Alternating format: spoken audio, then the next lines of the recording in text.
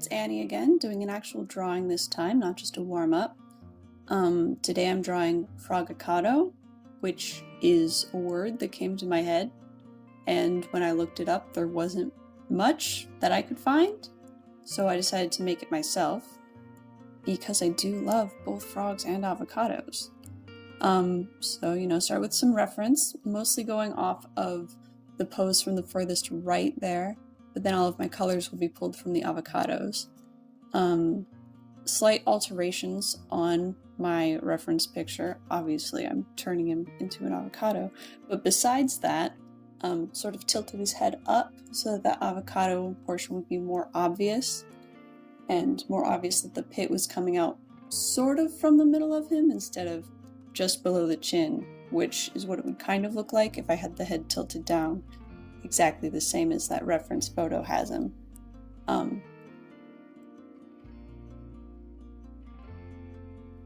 Getting rid of my reference, kind of zooming him in so I can focus on him, flipping my canvas so I can get a better idea of, if the pose is balanced. It's not. So I'm going in with a light green kind of on top of the sketch that I've got so far, trying out a different sort of action line to his back. That didn't really seem to work, so I went back and realized, well, he doesn't really have like a back to his body, so I tried to add that in a little bit, going in with like maybe he's got like a dome of his head or something, and then also trying to balance it with drawing a foot to either side, trying to adjust that light green layer. I adjust his tilt, and then I don't really need that light green layer anymore. I start messing around with it a bit, and then I realize I don't really need it. I'm happy enough with the sort of reddish layer that I've got. So I'm going in for my line art.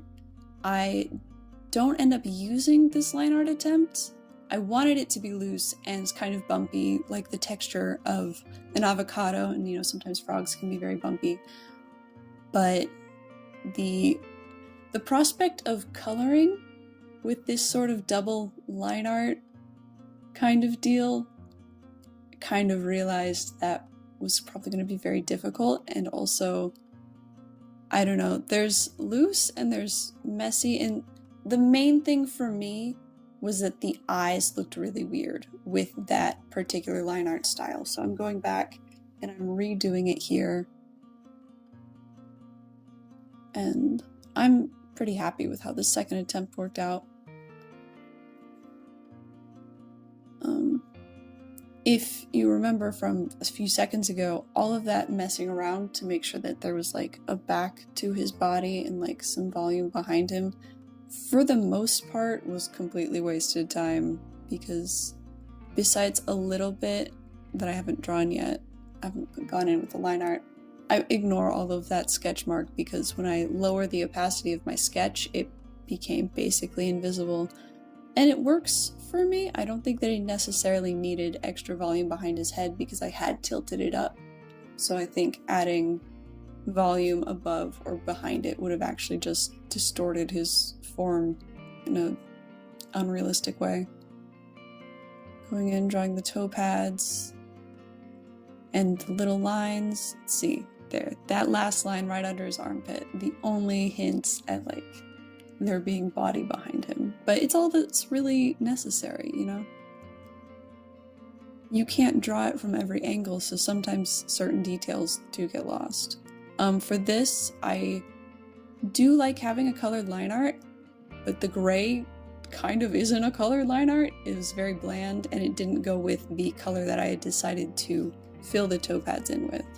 Here, still with that locked transparency on the line art layer, adjusting it slightly to make sure that his eyes are fully filled in, and then actually connecting to where they need to be. I turned off the transparency of the line art to adjust that a bit.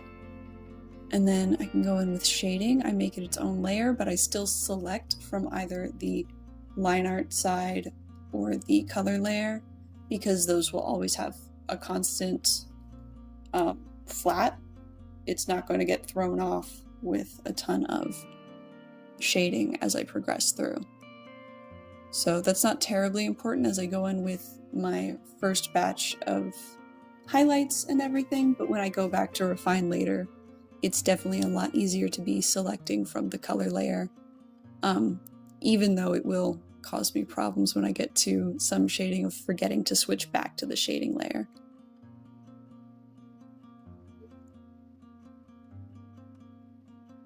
So working on highlights, going with sort of rim lighting, sort of just from, I guess, his right, our left.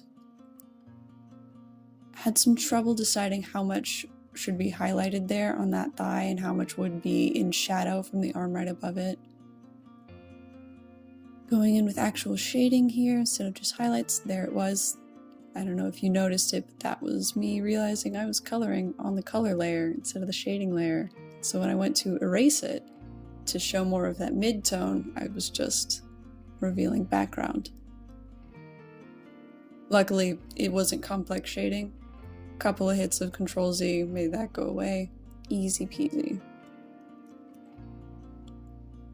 Making sure I'm pushing things behind.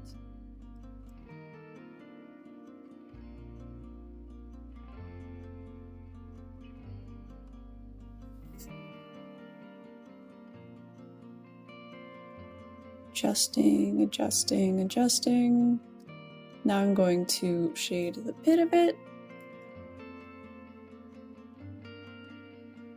It looked a little too smooth with this, so even when I went in with sort of a veiny texture, because they have kind of all those lines of what will be seed kind of wrapping around, and so covered those texture lines up a little bit, but didn't want them to be too prominent, especially since they were just, you know, wavy lines. They weren't purely realistic.